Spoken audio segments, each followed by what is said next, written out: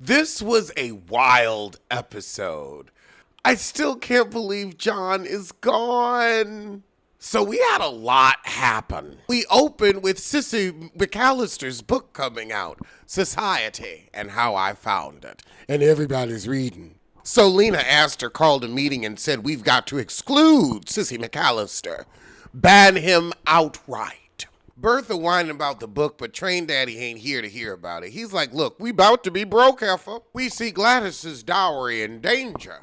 However, it seems that the Duke has gotten smitten with Gladys. We plant some information with the maid so that she goes and runs and tells the wrong story. Now, Oscar's sissy is mentioned in the book, but the maid didn't understand it. You know, that evil heifer. Train Daddy is still pissed at Bertha, and he going broke. Over with Oscar, he meets with John's sister, and the sister knew. So he left his summer house to the sister, but told the sister give it to Oscar. So he gives it, I don't know why I call him Oliver sometimes, because he kind of looked like an Oliver. Also, fun fact, he's married to the evil Duchess in real life. But yeah, child, he gets the summer cottage, and you know a cottage is a mansion. Well, he left him a letter too, and it's like, I guess because people just died unexpectedly back then, you know, no vaccinations or whatnot. You had to be ready to go. Oh, it rips my heart out. So Oscar come home, tell his family the news, and low-key comes out. He's like, why y'all think I'm so upset? But he don't actually say it, and Agnes is just there, oh my God, the rumors are true, because you know she'd heard something. But Marion kind of covers for him and helps him out. A man did die suddenly, very young. That's upsetting. That's upsetting. What's gay, straight, whatever. I don't want anybody just chopped down in the prime of their life. So Baby Streep check on him. I'm going to start calling her Baby Streep from now on. And she check on him, and she's like, look, I get it, but I don't want to not be your friend. It's not the worst thing in the world. However, Peggy asked Marion to forgive Mr. Russell, and she's still stubborn.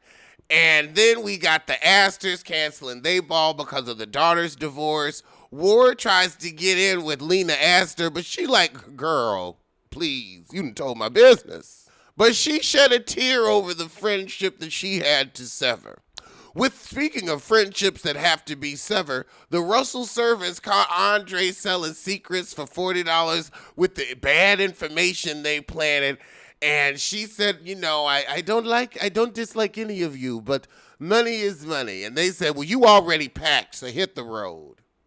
Young Russell gets Marion's letter and tries to talk to her, but Ada said she ain't ready yet, but I'm on your side. I'm on your side. She get it. However, he tells his pappy the Mines have money, but also that Baby Streep has called off the wedding, and they both look at Bertha like, we sick of your ass. But Ada tries to talk to Baby Streep, but Baby Streep is still, I just can't, a house of ill repute. And Ada is like, look, heifer. You think being a spinster is safer, honey? You gonna end up in a life of regret. Don't you ever. Don't you think it's cute. But honestly, I feel like she might need a cold, lonely bed. If you're gonna be this fucking unreasonable and not even have a conversation, you're not ready for marriage. You're immature. You're childish. Train Daddy gets his business back and his ex-assistant fired since, you know, he was the one that missed all the copper in the mines. Then Ward begs Bertha to let him back in. And she like, honey, I can't. You done fucked it up. Clock Twink, however, goes house hunting with Marion. And he tell Marion, look, nothing happened. We were there for a minute. We had a drink. It was not what you think. And with Peggy, girl.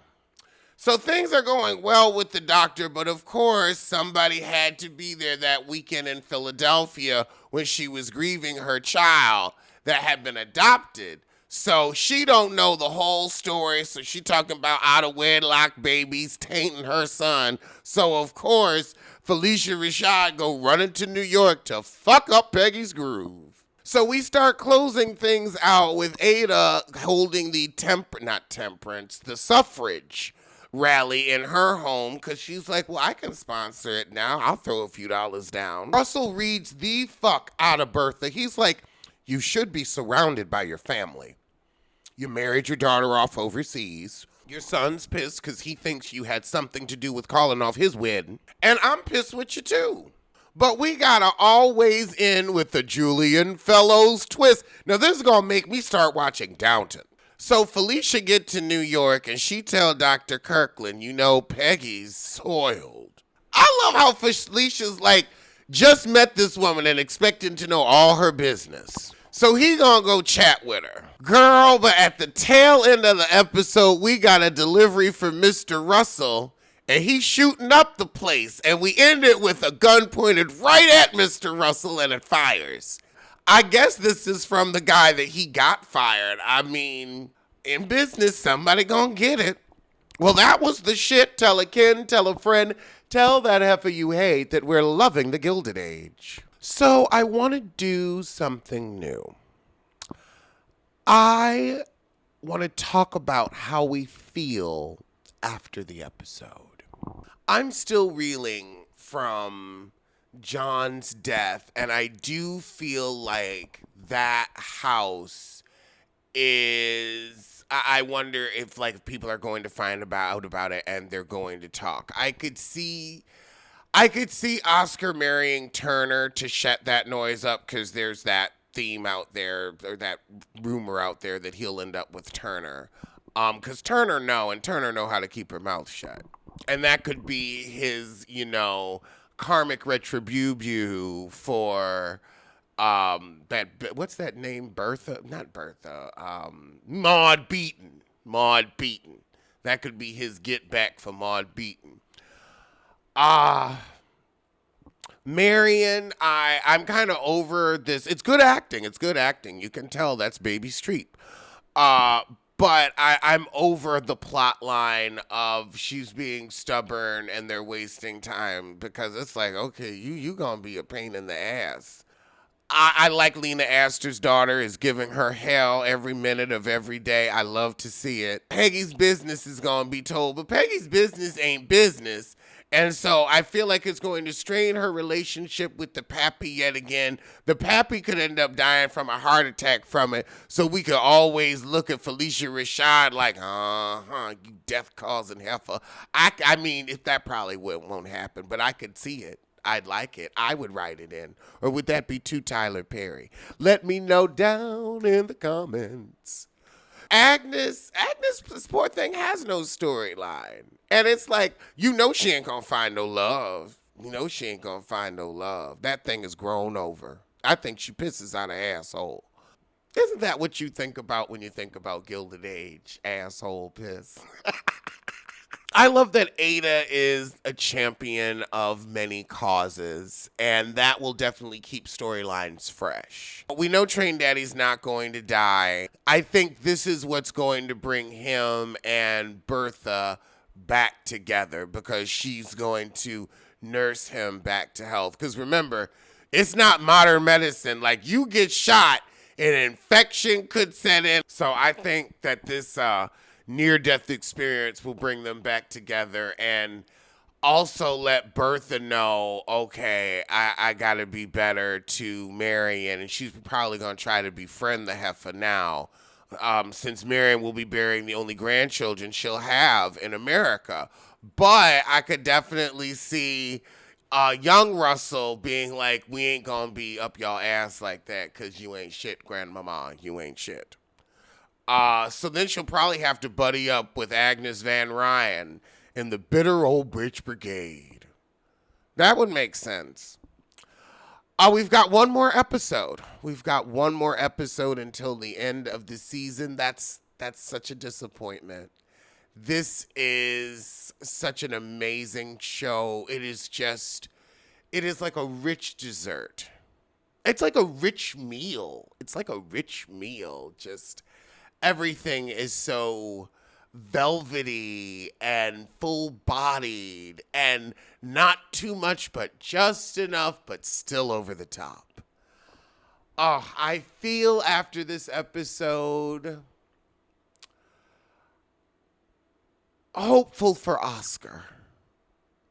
I know that house really helps. I know, like, he needed that money, and you know he loved money. So I'm happy for him. And 5 years worth of money too. Ooh, yes, yes. Mm. And he may move out there for a time because it's like, look, y'all want to talk about me here? I'm going upstate. I'm looking forward to Marion and what's his name getting back to and young Russell getting back together. Uh, and that's going to be the wedding of the century. Or oh, you know what? Marion isn't a traditional wedding girl. Marion's going, and he's going to elope with her because once he win her back, I don't want any more mistakes. I only want to be with you. I said, I only want to be with. Well, we want that. And I guess Russell and Bertha will get back together, and he'll have a miraculous recovery, and Clay will be arrested for attempted murder. All right. Well, Ken Friend Hef, y'all. Ken Friend Hef.